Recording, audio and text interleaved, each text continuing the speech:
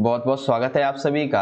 आज हम पढ़ेंगे बच्चों क्लास 11th का जो सब्जेक्ट है फिजिकल एजुकेशन, इसी से संबंधित एक सैंपल पेपर विद सॉल्यूशन के साथ में, जो कि आपके एनुअल मोड 2021 या फिर कह सकते हैं कि टर्म 2 2021 बैच के लिए होगा। सैंपल पेपर मैं आपको हिंदी और इंग्लिश दोनों में ही अच्छे से समझाऊंगा। एक चीज और आपको बता देता हूँ कि आपके जो 4 सैंपल पेपर्स ऑलरेडी अपलोड कर दिए गए हैं, ये आपका सैंपल पेपर नंबर है 5 और आपको पता है कि आपका एग्जाम है 12 अप्रैल को, ठीक है, 2021-22 का। तो उससे ठीक 2 दिन पहले यानी कि 10 अप्रैल को आपका सैंपल पेपर नंबर 6 आएगा, तो उसे भी जरूर देखिएगा। और एक चीज बता देता हूं आपको कि आप जो है वीडियो का टाइटल जो उस पर क्लिक करके डिस्क्रिप्शन बॉक्स में जाइएगा, वहां पे एक लिंक होगा, ऊपर लिंक होगा 5+ सैंपल पेपर्स का। तो उस पर क्लिक करके आप सभी जो सैंपल पेपर्स है अपने ह्यूमैनिटीज के, ठीक है, 5+ देख सकते हैं। तो शुरुआत करते हैं आज के सैंपल पेपर की। और जहां तक मुझे पता है कि आपको सामान्य निर्देश तो सभी को पता ही होंगे, जनरल इंस्ट्रक्शंस, क्योंकि 5 सैंपल्स ये अपलोड हो रहे हैं तो इजीली है, आप सभी को पता तो होगा इतना। तो आ जाते हैं सेक्शन नंबर ए पे, यानी कि खंड आ पे। तो देखो 14 अंक का होगा इसमें, यानी कि क्या है, 9 प्रश्न होंगे 2 मार्क्स से, आपको 7 के उत्तर देने हैं, ठीक है, 2 चॉइस हैं आपकी इसमें। तो बात करते हैं क्वेश्चन नंबर फर्स्ट की। पहला प्रश्न है हमारा, देखिए पहले हिंदी में देखेंगे फिर इंग्लिश में। पहला प्रश्न है, पैरालंपिक खेलों के प्रारंभ और उद्भव को संक्षेप में लिखें, यानी कि जो पैरालंपिक्स जो खेल थे उनका उद्भव या फिर प्रारंभ कैसे हुआ, इसे समझाइए। तो देखो, वर्ल्ड वॉर सेकंड के दौरान लाखों लोग जो थे वो काफी अधिक पीड़ा से गुजर रहे थे। और इसी, जब हम इस वर्ल्ड वॉर की जो याद है उसको याद करते हैं, जो भीषणता फैली हुई थी उसे याद करते हैं, तो आज भी हमारी रूह कांप उठती है। तो इसी दर्द को समझते हुए लुडगिंग गटमैन ने 1948 में लंदन के कई अस्पतालों में जो शारीरिक रूप से विकलांग थे उनके लिए एक प्रतियोगिता आयोजन की थी, ताकि वो जो बच्चे हैं, जो व्यक्ति हैं, उनको एक तरह से ये जो दर्द है वर्ल्ड वॉर 2 का, उससे निजात दिलाई जा सके, ठीक है। तो उन्होंने प्रतियोगिता आयोजित की जो कि काफी सफल रही। फिर इसी से प्रेरित होकर 1960 में रोम ओलंपिक के दौरान, जब रोम में ओलंपिक हो रहे थे, तो उस दौरान लोडिंग गटमा ने लगभग 400 विकलांग खिलाड़ियों को एकत्रित किया और उन्होंने खेलों का आयोजन किया और इन खेलों का नाम दिया गया पैरालंपिक्स। अंतरराष्ट्रीय पैरालंपिक स्तर, अंतरराष्ट्रीय पैरालंपिक जो संस्था है वो समर और विंटर खेलों को, यानी कि गर्मियों में और जो छुट्टियों के जो खेल्स होते हैं उनको आयोजित करती है। इसका मुख्यालय है जर्मनी में, ठीक है। पैरालंपिक्स का मुख्यालय कहाँ है? जर्मनी में। अंतरराष्ट्रीय पैरालंपिक की प्रतीक माने जाते हैं 3 रंग, कौन कौन से? लाल, नीला, हरा, ठीक है। और इसका जो मिशन है वो है, मोटो जो है वो है स्प्रिंट इन मोशन। तो आपको समझ में आ गया पैरालंपिक खेल की शुरुआत कैसे हुई, उसका उद्देश्य क्या है, मुख्यालय कहाँ है, ठीक है।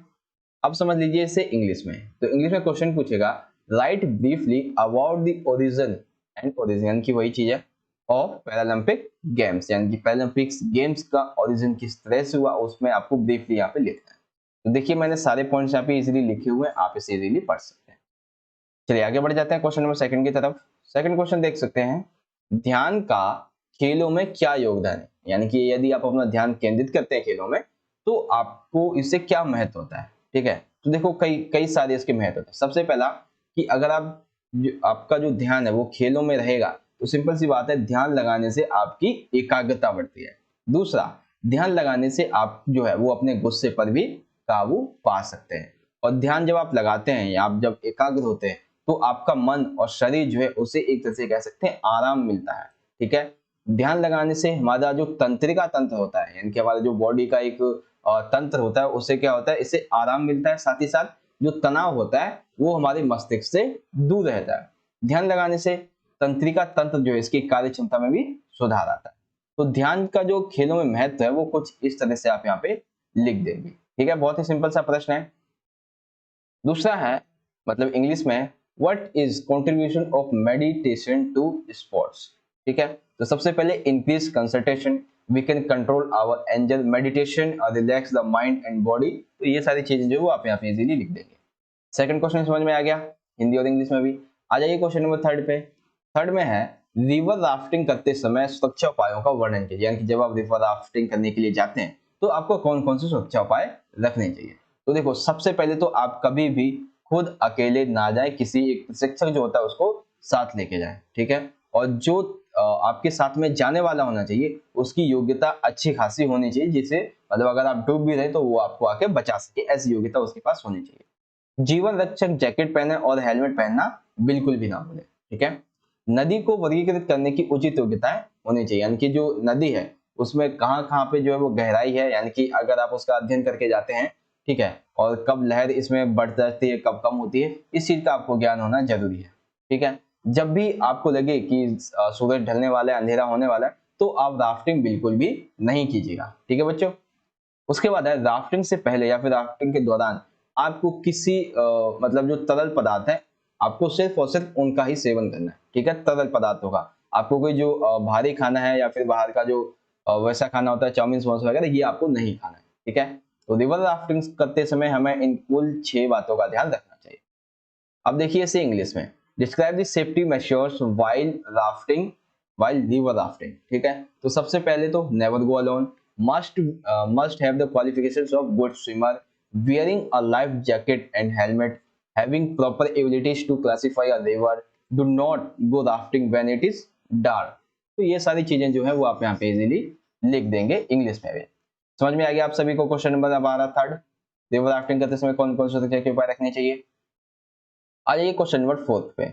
अब इसमें पूछा गया साहसिक खेलों के उद्देश्य। गाइस ये आपका 3 सैंपल पेपर्स में ऑलरेडी पूछा जा चुका है, 3 मार्क्स का ये प्रश्न है, तो इसे जरूर से याद रखिएगा। देखिए जब आप साहसिक खेल करते हैं तो आपके शरीर में अतिरिक्त ऊर्जा का भान होता है कि हमारे शरीर में अतिरिक्त ऊर्जा है।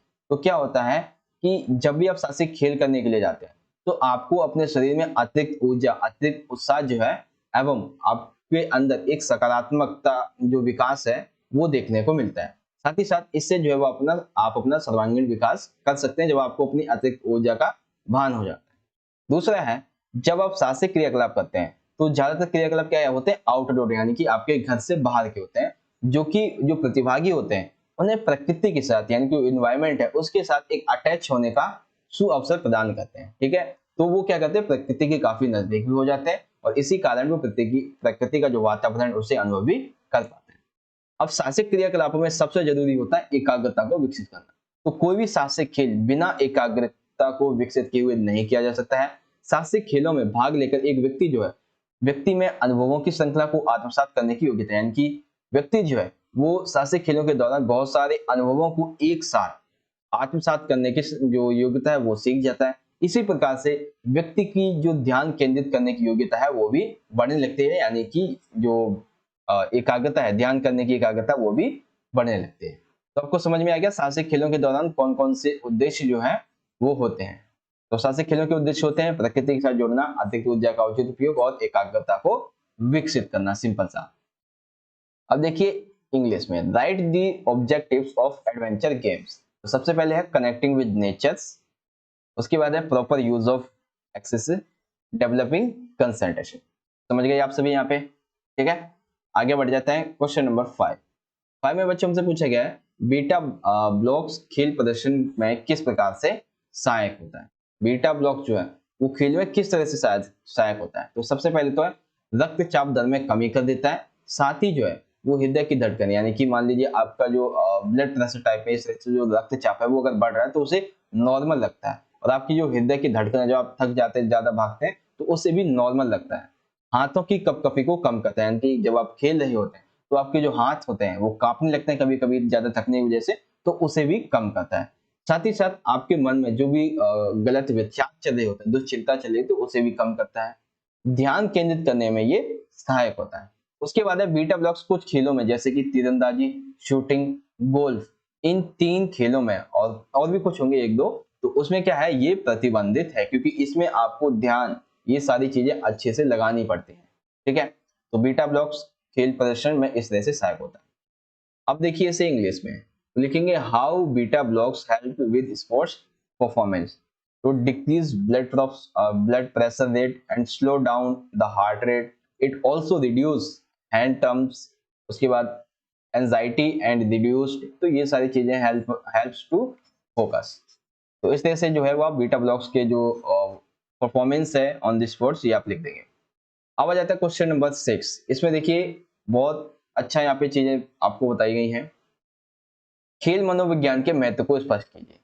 तो देखो भाई, खेल मनोविज्ञान जो है इसका क्या महत्व है एक व्यक्ति के जीवन में, एक एथलीट के जीवन में, वो हमें समझाना है। तो सबसे पहला है प्रदर्शन में सुधार।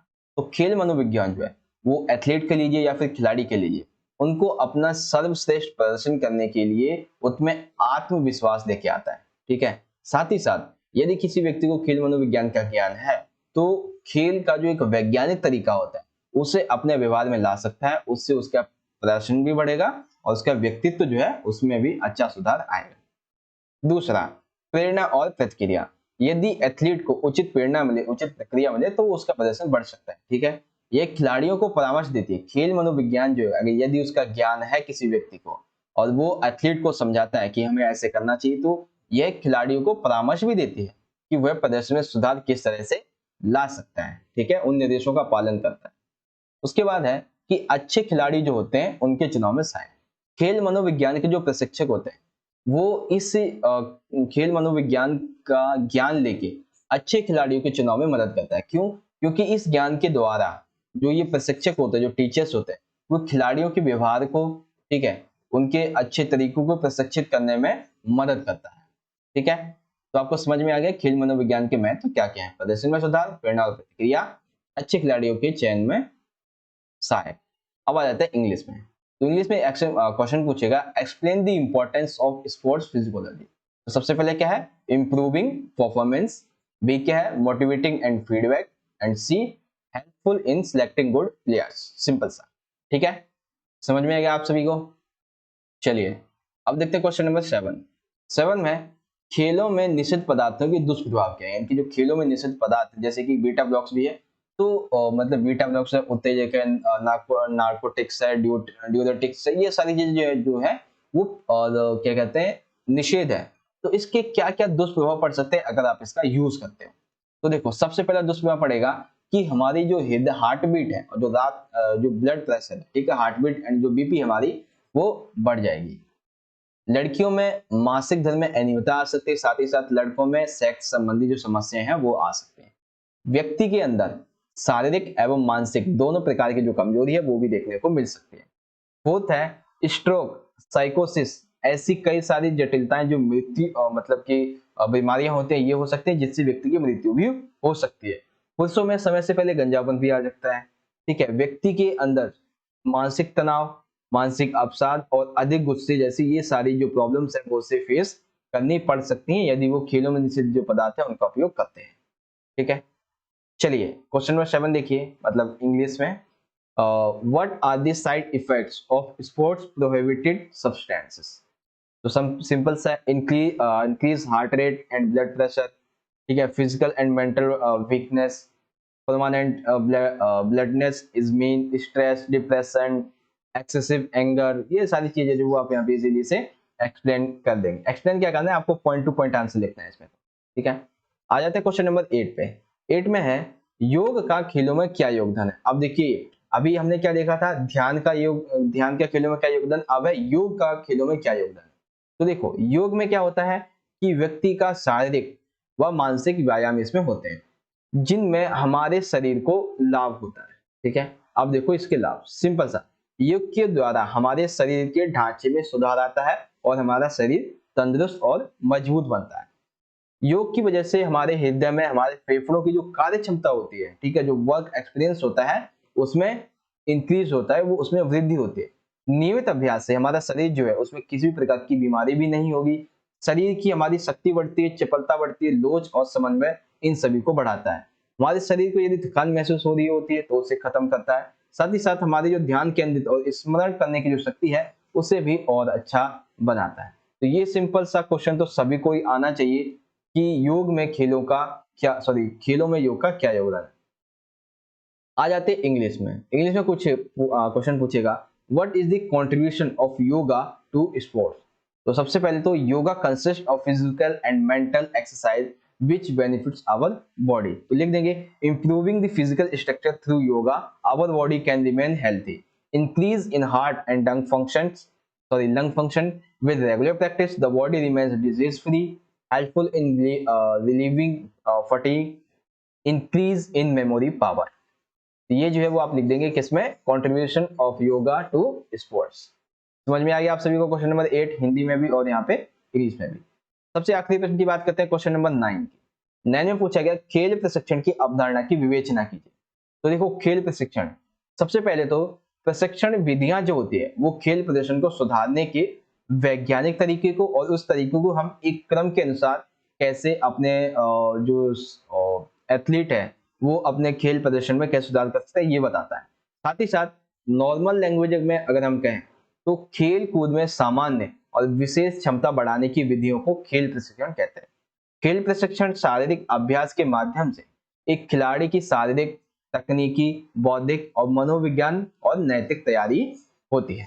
तो खेल प्रशिक्षण का अर्थ तो आपको समझ में आ गया। अब कुछ लोगों ने इसके ऊपर अपनी अपनी अलग बातें वो भी कही है, विचार दिए, जैसे कि मैथ्यू है, इन्होंने कहा है कि खेल प्रशिक्षण जो है वो किसी खिलाड़ी की तैयारी का एक मूल रूप होता है।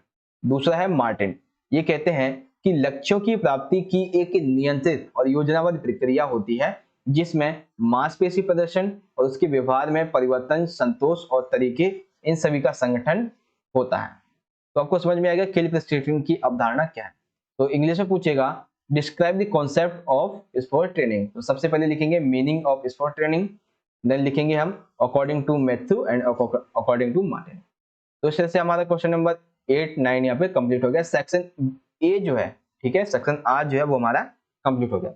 बात करेंगे सेक्शन बी यानी कि सेक्शन नंबर बी की। इसमें क्या है, 3 मार्क्स के आपके 5 क्वेश्चन है जिसमें से आपको किन्हीं 3 क्वेश्चन के आंसर लेते हैं।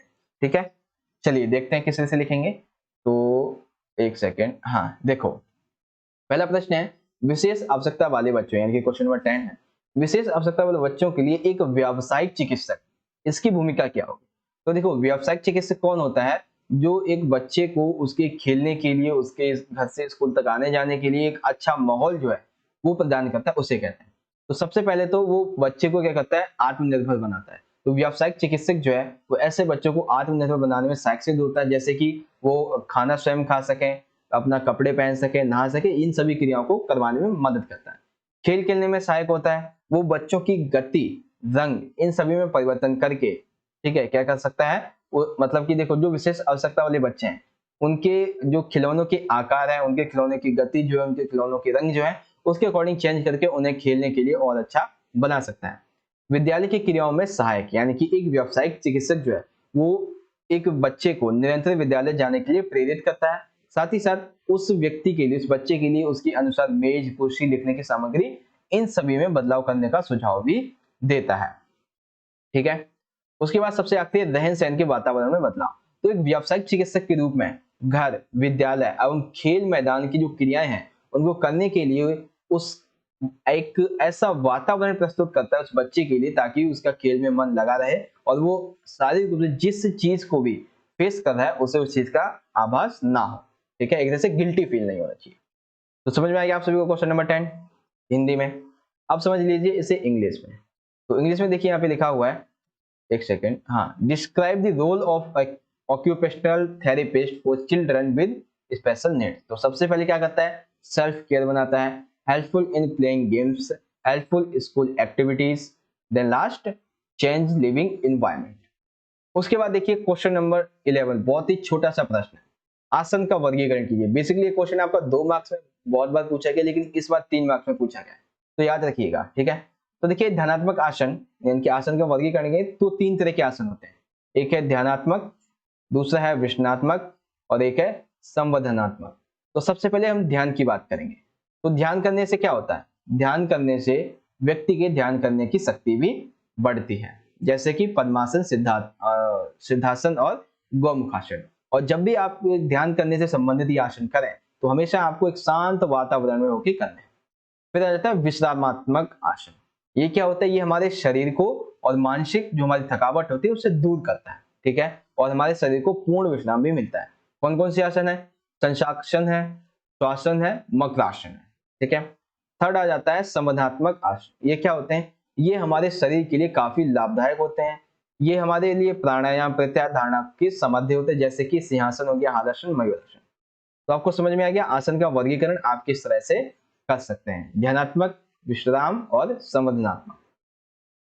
चलिए आप समझ लीजिए इसे इंग्लिश में। तो इंग्लिश में देखिए क्लासिफाई आसन।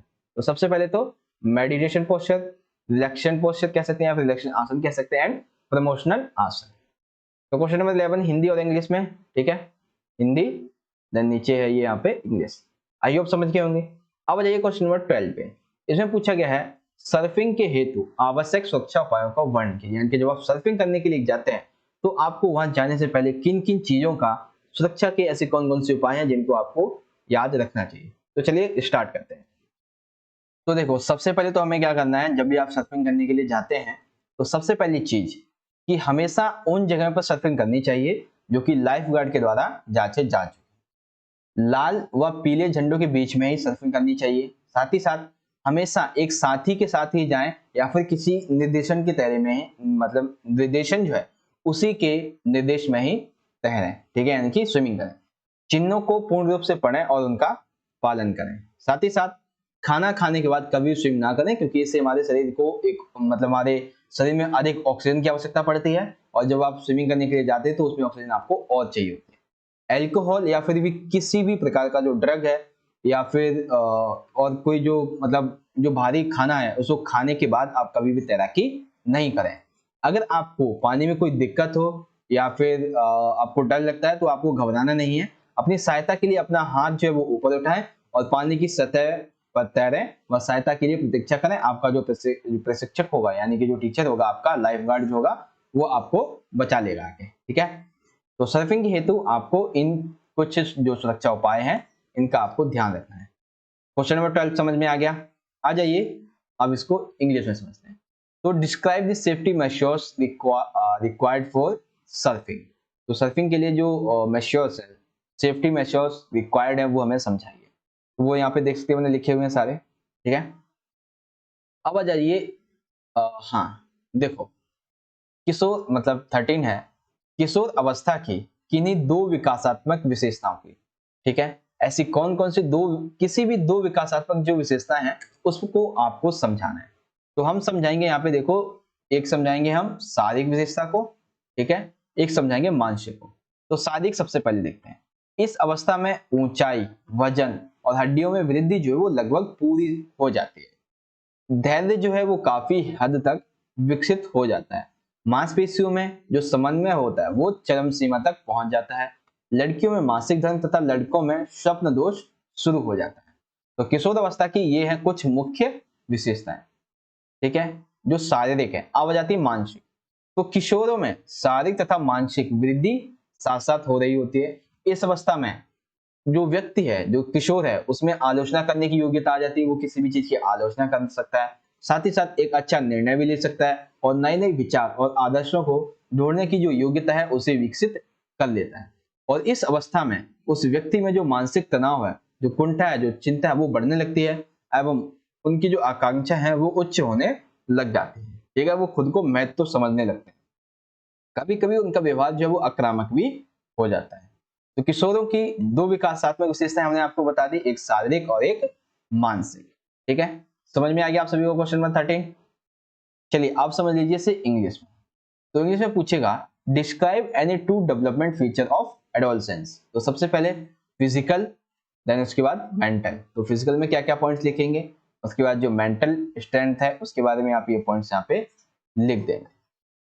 तो इससे से आपको समझ में आ गया आपका यहाँ पे क्वेश्चन नंबर 13, हिंदी में भी और इंग्लिश में भी। अब देखिए क्वेश्चन नंबर है 14 में बेसिकली आपके देख सकते हैं। हाँ देखो, ये प्रश्न भी आपके 3 सैंपल में आ चुका है और 3 ही मार्क्स में आता है, हर बार प्रश्न आता है ये। खेल प्रशिक्षण के सिद्धांतों का उल्लेख कीजिए। मैंने आपको कई बार बताया, जो प्रश्न आपका 2 से 3 पूछ लिया गया उसे जरूर से अच्छे से याद कीजिएगा, ठीक है। तो देखो सबसे पहला सिद्धांत है अति भार, यानी कि एक खिलाड़ी जो है उसके प्रदर्शन को बढ़ाने के लिए हमें क्या करना चाहिए, उसका जो मांसपेशियां जितनी लंबी अवधि तक काम करने के लिए कार्यरत हो चुकी, अभ्यस्त हो चुकी है, हमें उससे और अधिक कार्य करवाने की जरूरत है और अधिक प्रैक्टिस करवाने की जरूरत है। दूसरा है, इस सिद्धांत के अनुसार प्रगति क्रम का सिद्धांत है, ये कहता है कि एक भार होता है कितना, 1090। हमें क्या करना है, उस एथलीट के अंदर इस भार को 1090 से बढ़ा के धीरे धीरे रूप से और अधिक बढ़ाना है, ताकि वो उसे और भार को अधिक संभालने में आसानी हो सके। और ये हमें ये भी बताता है, प्रगति क्रम का सिद्धांत ये भी बताता है कि किस समय पर जो एथलीट है उसे विश्राम लेना चाहिए ताकि उसकी शक्ति जो है पुनः वापस मिल सके। उसके बाद है विविधता का सिद्धांत। एक सफल प्रशिक्षक को खिलाड़ी की रुचि तथा अभिप्रेरणा को बनाए रखने के लिए प्रशिक्षण कार्यक्रम में विविधता को शामिल करना चाहिए। यानी कि एक जो फिजिकल टीचर होता है उसे अपने जो एथलीट होते हैं उसकी रुचि को खेल में बनाए रखने के लिए कुछ विविधता को शामिल करना चाहिए। जैसे कि उसे व्यायाम जो है वो कई तरह के व्यायाम करवाने चाहिए, टाइमिंग चेंज रखनी चाहिए, ठीक है।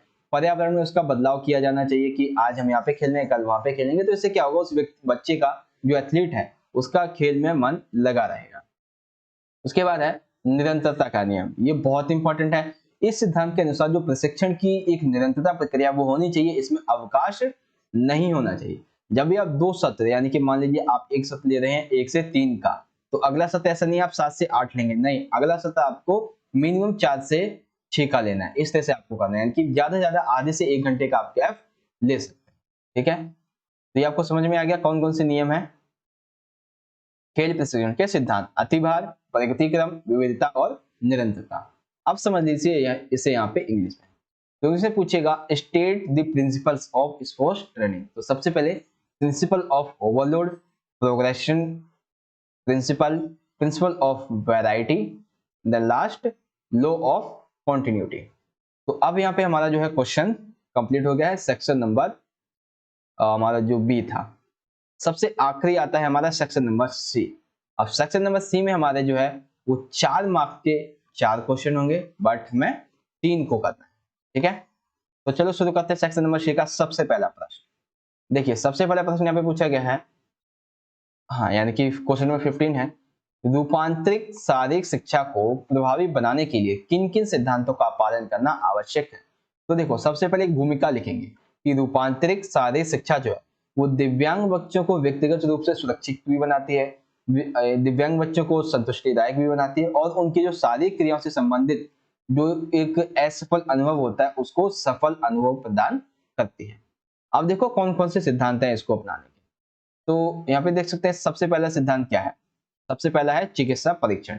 रूपांतरित शारीरिक शिक्षा को बनाने के लिए हमें चिकित्सा परीक्षण जरूरी है, क्योंकि इसके बिना हमें ये पता ही नहीं चलेगा कि विद्यार्थी जो है वो किस प्रकार की असमर्थता, किस प्रकार की जो उसके अंदर बीमारी है उसको हम कैसे जानेंगे, ठीक है। अतः विद्यार्थियों का पूर्ण चिकित्सा जो एक प्रशिक्षण है वो किया जाना चाहिए। दूसरा है कार्यक्रम विद्यार्थियों की रुचि के अनुसार, यानी कि कार्यक्रम जो है वो विद्यार्थियों की रुचि, उनकी योग्यताएं व उनके पूर्ण अनुभव पर आधारित होने चाहिए, और इस बात की जानकारी अध्यापक को होनी चाहिए, तभी वो एक सफल कार्यक्रम बना सकते हैं। उपकरण आवश्यकता के अनुसार होने चाहिए, यानी कि जो अध्यापक है उन्हें ये देखना चाहिए कि हमारे स्कूल में जो विद्यार्थी हैं वो किस प्रकार की असमर्थता के गुजर रहे हैं, तो उसी के अनुसार हमें विभिन्न प्रकार के जो उपकरण है वो लाने चाहिए। मान लीजिए कोई दृष्टि संबंधित बच्चा है, तो उसके लिए हम क्या कर सकते हैं, ऐसी गेंदें लेके आएंगे जिनमें जो घंटियां होंगी वो बंधी होंगी, ताकि जब बॉल फर्श पर लुढ़केगी तो उसकी आवाज उत्पन्न होगी और विद्यार्थी उसे सुनकर बॉल की दिशा व दूरी को समझकर उसे पकड़ सकता है और अपने सहपाठियों के साथ में खेल सकता है, ठीक है। तो ये हो गए आपके 3 सिद्धांत। उसके बाद देखिए यहाँ पे 1-2 और हैं, अभी 2 सिद्धांत और हैं। विशेष पर्यावरण प्रदान करना, तो बच्चों की जो क्षमता है उनको विकसित करने के लिए हमें उनके क्षेत्र को भी सीमित कर देना चाहिए, यानी कि पर्टिकुलर एरिया में उन्हें खेलने दिया जाना चाहिए। साथ ही साथ वो बच्चे जो भाषा अच्छे में, यानी कि खेल के बीच में क्या होता है वो हकला जाते हैं या फिर धीरे धीरे बोलते हैं, तो ऐसे में हमें क्या करना है, ऐसे बच्चे जो भाषा अक्षम है उनको खेल के बीच में आराम दे देना चाहिए, ताकि वो जो उच्चारण करने में अधिक समय लेते हैं वो अच्छे से बोल पाएंगे। और साथ ही साथ उनका भी जो खेलने का एरिया है उसे भी हमें छोटा कर देना चाहिए, छोटा नहीं मतलब कि एक सीमित कर देना चाहिए। उसके बाद है विद्यार्थियों की आवश्यकता के अनुसार नियमों का संशोधन, यानी कि किसी कौशल को सीखने के लिए अतिरिक्त समय, प्रयास और अतिरिक्त मैदान, ठीक है। यानी कि मान लीजिए कोई बच्चा है वो किसी कौशल को सीख रहा है, तो उसे अतिरिक्त समय, अतिरिक्त प्रयास, अतिरिक्त मैदान की हमें जरूरत है, ताकि हम उस बच्चे को सिखा सकें। और मान लीजिए हमने उसका एक टेस्ट लिया जिसमें उसे 1 अंक मिल जाए, तो हम 1 अंक के स्थान पर उसे 2 अंक भी दे सकते हैं, ताकि बच्चा जो है अपने सर्वांगीण विकास के लिए एक अवसर उसे मिल सकेगा और वो अधिक मोटिवेट होगा, नेक्स्ट टाइम जो वो और अच्छा करने की कोशिश करेगा। तो रूपांतरित शारीरिक शिक्षा को जो प्रभावी बनाने के लिए हमें किन किन सिद्धांतों का उपयोग करना चाहिए वो यहाँ पे आई होप आपको समझ में आ गए होंगे, ठीक है। अब समझ लेते हैं इसे इंग्लिश में। तो इंग्लिश में क्वेश्चन पूछेगा, what principle are rules are required to be followed in order to make the modified physical education effect, give details. तो इसे हम कैसे लिखेंगे, अब देखो भाई, हाँ आ जाइए नीचे। तो सबसे पहले हम क्या लिखेंगे, मेडिकल एग्जामिनेशन। उसके बाद programme should be according to the interest of students. Then नीचे है equipments should be as per the requirement. Special environment should be provided. The rules should be amended according to the needs of the students. Simple सा, ठीक है। आगे आप सभी को यहाँ पे समझ में या हमारा क्वेश्चन नंबर 15। उसके बाद आ जाते हैं क्वेश्चन नंबर 16 पे। साहसिक क्रियाकलापों के दौरान क्या क्या करना चाहिए और क्या नहीं सूचीबद्ध कीजिए, यानी कि ऐसे कौन से क्रियाकलाप हैं जो आपको करने चाहिए और ऐसे कौन से नहीं जो आपको नहीं करने चाहिए। सिंपल सा। तो देखो सबसे पहले तो वे जो हमें करने चाहिए साहसिक गतिविधियों के दौरान, मतलब साहसिक गतिविधि जो है वो हमें किसी प्रशिक्षक मार्गदर्शक के दौरान में करनी चाहिए। जहाँ पे आप जाएं वहाँ पे रास्ते के बारे में उस जगह का हमें संपूर्ण ज्ञान होना चाहिए। जब भी आप जाएं तो अपनी सुरक्षा का ध्यान रखते हुए जो प्रथम उपचार है, मेडिकल जो एक सेफ्टी होती है वो आप हमेशा अपने साथ में लेकर जाएं। हमेशा जो उपकरण है वो विशेष गुणवत्ता वाले ही उपयोग करें। कैंपिंग के दौरान किसी भी प्रकार के मौसम का सामना करने हेतु आप सभी उपकरण और अपनी जो स्थिति है उसे इस तरह से लेके जाएं, मतलब बना के जाएं। जो भी पदार्थ नष्ट होने योग्य हो या फिर ना भी हो तो उसके लिए हमें वहां पर एक कूड़ादान उपयोग करना चाहिए।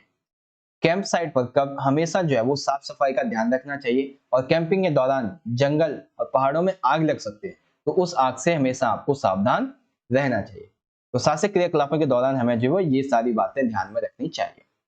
बात कर लेते हैं कौन कौन सी हमें जो बातें हैं वहां पे नहीं करनी, गतिविधि नहीं करनी है। तो सबसे पहले है कैंप साइट जहाँ पे आप लगाते हैं वहां पे कभी भी खाली बोतलें या फिर खाने के पदार्थ आपको नहीं फेंकने चाहिए।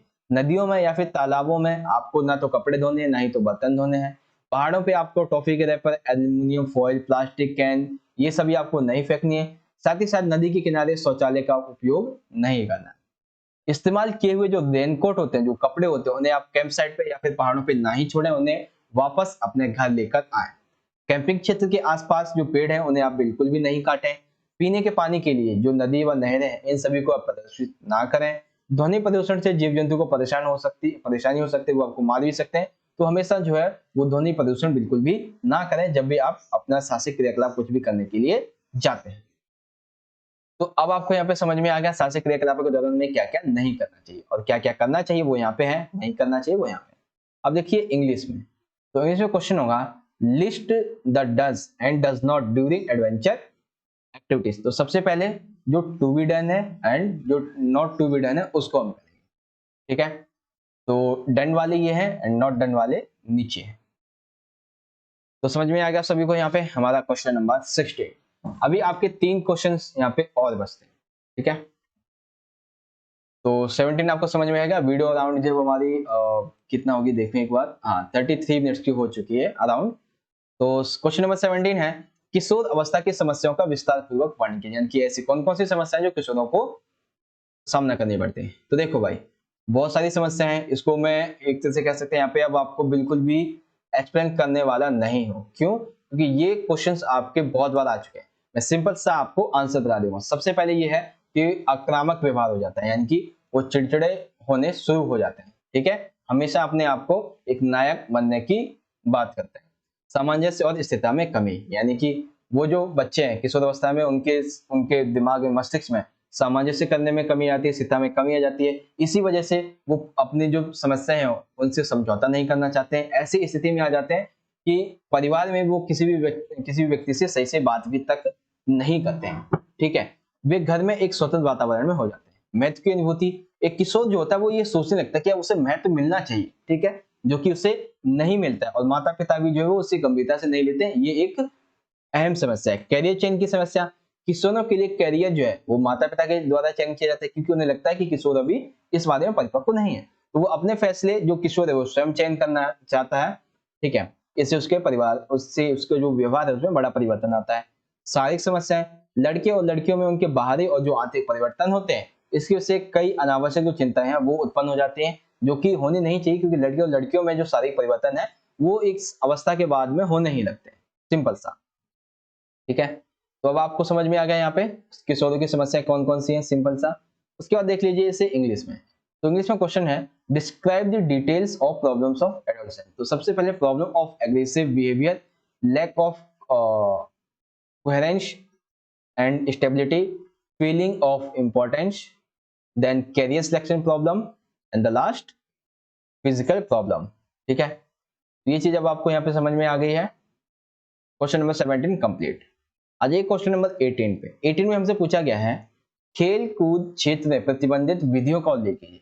तो गाइस देखो, विधि है 3 और मैंने सभी को आपको अच्छे से समझा रखा है, तो यहाँ पे फ्री में आपको थोड़ा थोड़ा करके समझा दूंगा। ब्लड डोपिंग, ब्लड डोपिंग क्या है? ये लाल रक्त कणिकाओं की संख्या में वृद्धि करने की विधि होती है जो कि गलत एवं निषिद्ध पदार्थों के द्वारा की जाती है। सिंपल सा। अब 2 विधियां होती हैं, एक होती है ऑटोलॉग्स जो कि खेल प्रतियोगिता से कुछ हफ्ते पहले ही खिलाड़ी के शरीर में जो रक्त चढ़ाया जाता है उसे कहते हैं। होमोलॉग्स क्या होता है कि जब एक व्यक्ति के शरीर में ताजा खून लेकर दूसरे व्यक्ति के शरीर में चढ़ा दिया जाता है, खिलाड़ी के जो ब्लड है उसमें चढ़ा दिया जाता है, तो क्या होता है उसके शरीर में आरबीसी लाल रक्त जो कणिकाएं होते हैं, ठीक है, रेड ब्लड सेल्स जो होती है उनकी संख्या बढ़ती है, मांसपेशियों में ऑक्सीजन बढ़ जाती है, ऑक्सीजन बढ़ती है तो मांसपेशियों की सहन क्षमता बढ़ती है, उससे क्या होता है उसके खेल प्रदर्शन और एरोबिक क्षमता बढ़ जाती है। इसे कहते हैं ब्लड डोपिंग, जिसके अंतर्गत दो जो विधियां हैं वो भी इसमें आपको लिखनी होंगी, ठीक है।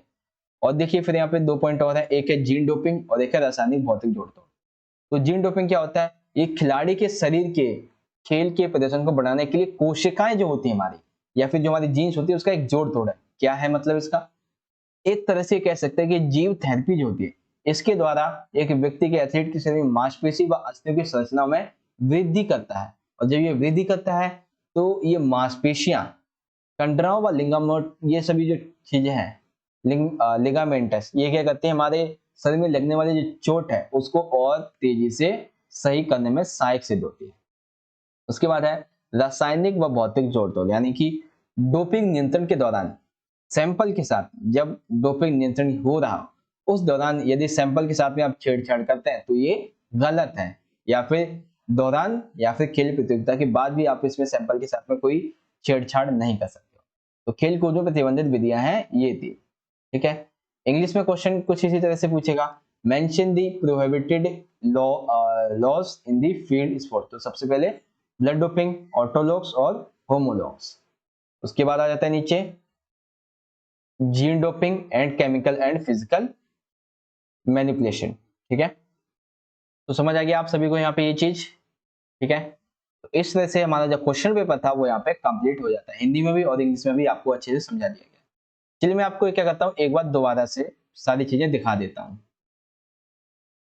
तो देखो सैंपल पेपर हमारा यहाँ से स्टार्ट हुआ था, ठीक है, सेक्शन ए है हमारा यहाँ पे, और सभी क्वेश्चन मैं आपको दोबारा से दिखा रहा हूँ। और आप क्या कीजिए, इस वीडियो को ज्यादा से ज्यादा अभी के अभी अपने सभी दोस्तों के साथ शेयर कर दीजिए और उनसे भी कहिएगा आगे शेयर कर दें, ताकि और भी जो बच्चे हैं जिन्हें इस चैनल के बारे में पता नहीं है वो भी इससे जुड़ सकें और जो इंपॉर्टेंट नोट्स वगैरह हैं, इंपॉर्टेंट वीडियोस, उसका लाभ उठा सकें।